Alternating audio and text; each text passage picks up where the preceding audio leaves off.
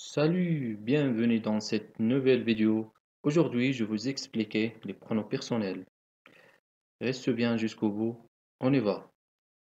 مرحبا أصدقائي في درس جديد من دروس تعلم اللغة الفرنسية للمبتدئين. اليوم إن شاء الله سنقوم بشرح وفهم الضمائر الشخصية les pronoms personnels وسنتعرف على أهم خصائصها واستعمالاتها بالتفصيل إن شاء الله نقطة بنقطة.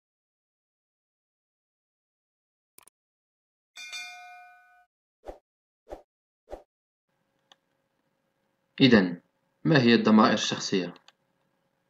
الضمائر الشخصية في اللغة الفرنسية les pronoms personnels هي الضمائر التي تمكننا من معرفة من قام بالفعل في الجملة بدون أن نذكر اسم الفاعل. إذن لنتعرف أكثر عن هذه الضمائر نضع بين أيديكم هذا الدرس مبسط مرفق بعدة أمثلة لتتعلم في الأخير مختلف أشكال ضمائر الفاعل واستخداماتها في الجملة.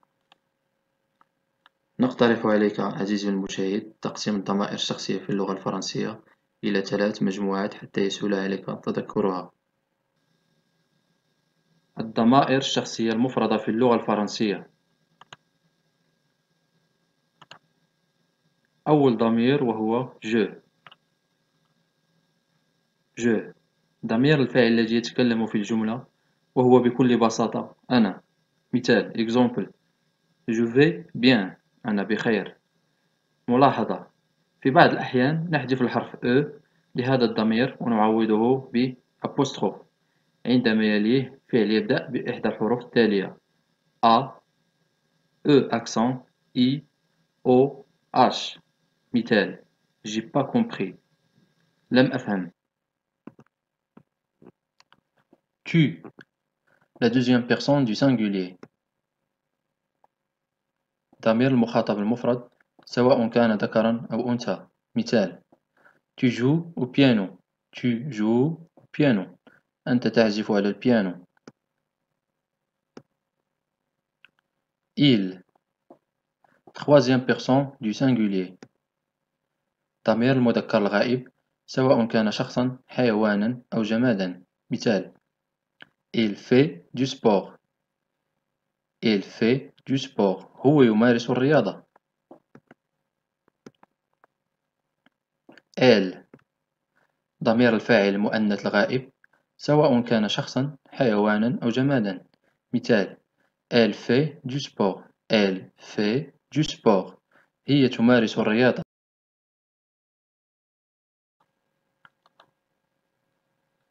Numéro 2. الضمائر الشخصية للجمع في اللغة الفرنسية. Nous, la première personne du pluriel. Nous, ضمير يحل محل مجموعة من الأشخاص والذي من بينهم المتكلم أيضا، بمعنى أن الفعل أقوم به أنا وآخرون معي. مثال nous étudions. نحن ندرس. nous étudions. نحن ندرس. هل لاحظتم أعزائي المشاهدين أن الحرف الساكن أو ما يسمى باللغة الفرنسية لكونسون قمنا بلفظه في هذا المثال؟ هذه الظاهرة اللغوية تسمى بالوصل أو الربط، وباللغة الفرنسية تسمى la liaison. والآن بعجالة سنفتح قوس نشرح فيه ماهية الوصل من منظوره العام.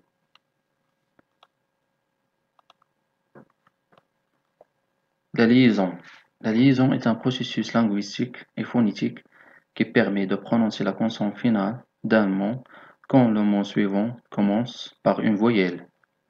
Ce processus a lieu quand un mot se termine par une consonne muette et si le mot suivant commence par une voyelle ou un H muet. Donc, dans ce cas, on va prononcer la consonne finale qui est normalement une muette. ماذا يعني هذا يا أصدقائي المشاهدين؟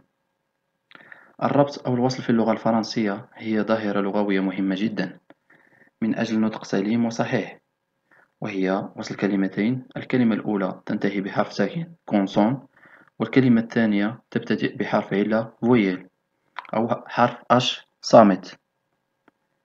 هاتان الكلمتين يربطهما وصل صوتي. إذن في هذه الحالة ماذا يحصل؟ ينطق الحرف الساكن النهائي الذي هو أساسا كان حرفا صامتا لا يبقى في حالته السابقة صامت ويصبح منطوقا.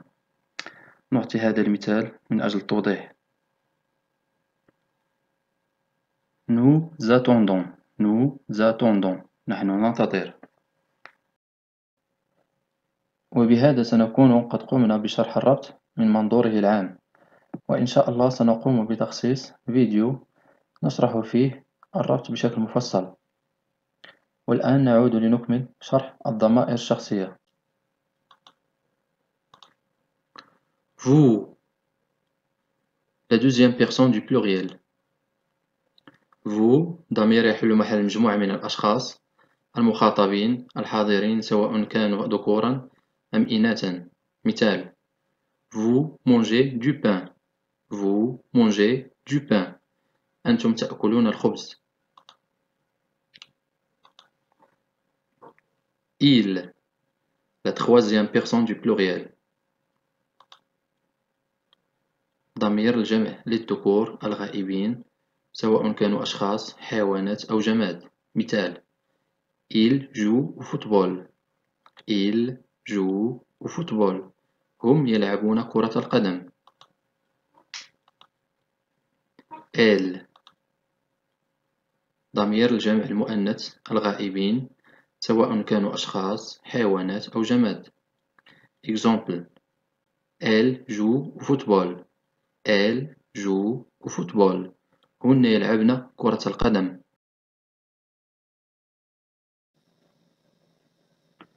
والآن أصدقائي سنستحضر جميع الضمائر التي رأيناها سابقا.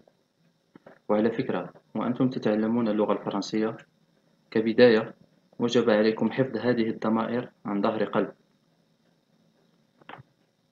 Je أنا، tu أنت أو أنت، il elle هي هو، nous نحن، vous أنتم، ils هم، elles هن. Maintenant الآن سننتقل للفقرة الموالية والتي بصددها سنتعرف على مواقع الضمائر الشخصية في الجملة.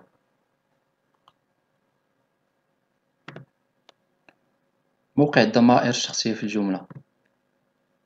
يقع الضمير الشخصي في اللغة الفرنسية غالبا قبل الفعل كما شاهدنا في الأمثلة السابقة، أو بعده في إحدى الحالتين التاليتين.